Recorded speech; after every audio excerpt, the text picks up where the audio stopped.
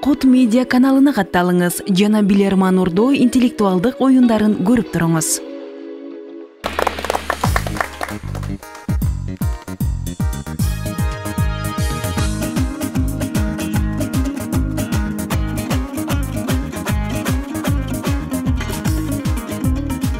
Нурзат Мусаланова Талас шаарынын тургуну сиздерге каршы суроо берет. Суроо.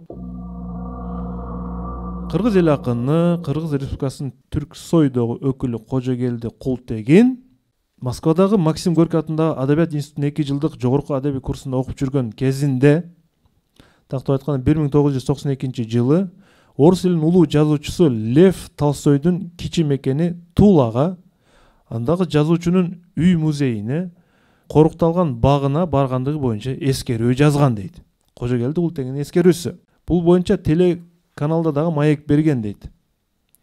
Ошондо Кожогелди Култегин бирге окуган курсташ жигиттери менен Лев Толстойдун хоббисине таандык нерсени уурдап алышканын айтат. Албетте мындай ырымдап. Лев Толстойдун хоббисине таандык. Чыгармачылыгына эмес, хоббисине. Эми сиздерге суроо. Булар Лев Толстойдун үй музейине, корук багына барып, эмнени уурдап алышкан эле? Кетти минута. Эмеспи? Көчөт гүл өсөт. Көчөт алып келген эмеспи? Көчөт же бир Россия акайын эмес, берез алып келген эмеспи?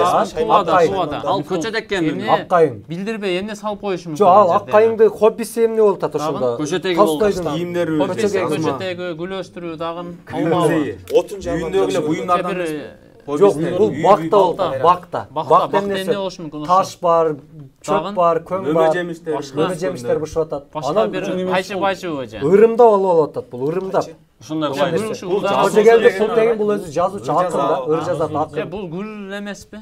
Гүл өстүрүү. Перо алып алган эмеспи, жөн эле перону уурдап келген эмеспи? Алда болушу мүмкүн. Бакталы.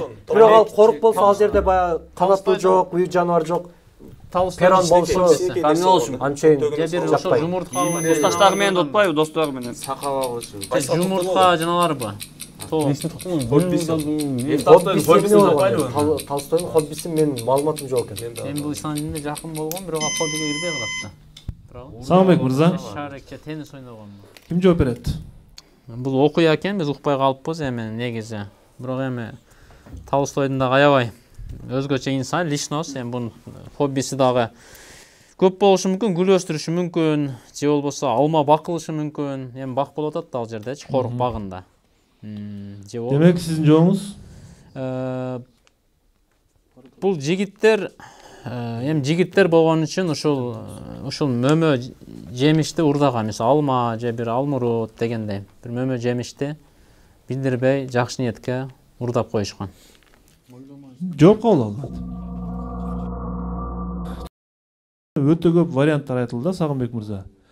Арасынан келип туруп сиз алмага, же бир алмурутпу, алмага токтолуп атасыз да. Кайырмак айтылды, гүл айтылды, дагы таш айтылды, перо, эмне үчүн алмага токтолдуңуз, Сагынбек мырза? Урматтуу алып баруучу, Эми мындай интуиция эмне үчүн мөмө жемишке барып атат сиздеки? урматтуу алып баруучу, жеке бизде эми жигиттер дегенде эми көбүрөөк эми эркектер, эми кыздар болгондо, мисалы кыздар болгондо бул гүл алышы мүмкүн эле да. Урдап алышы мүмкүн кыздар. Эркек жигиттер эми билесиз да, сөз жигиттер көп жерде ашказан аркылуу өтөт деген сөз бар. Ошого булар мөмө жемишке жакыныраак болушу мүмкүн да. Кыздар дегенде мисалы гүлгө токтолушу мүмкүн эле же башка нерсеге. Жигиттер ушу мөмө жемишке токтолуп атабыз. Урдап эми жеген да. Түшүнүктүү. Туура жооп. Бак өстүрүү. Ушундай бакбал деген коргуна бар. Бейшеналы Иманалиев, Жалал Абадтан келген атайын. Бейшеналы, сиздин вариантыңыз кандай? Сиз дагы студент окугансыз. Алма уурдап алышы мүмкүнбү багынан? Ассаламу алейкум, урматтуу алып баруучу. Биздин бул суроо боюнча жеке оюбуз трубкасын деген болду, бирок кийин багынан деген жоопко келгенде гүл уругу деген бир вариант алгылыктуу катары көрүнүп атат.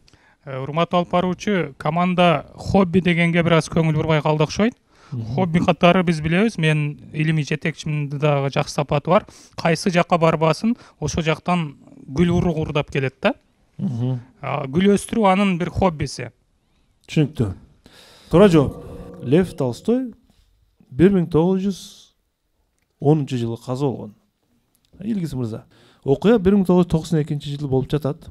Кожогелди Култегин курсташ жигиттер менен тыюу салынганына карабастан Толстойдун корук багынан алманы уурдап кетишкен. Алмаларды уурдап кетипти буларчы. Жакшылык бир ой мененчи биз алманы жейли Лев Толстойдун депчи. Ошо мен сураганым таң калып, эмне үчүн Сагым Маматов алмага токтолду ушунчу варианттын ичинен дегеним ошо болчу. Эсеп 5-5. Кут медиа каналына катталыңыз жана Билерман Урдоо интеллектуалдык оюндарын көрүп туруңуз.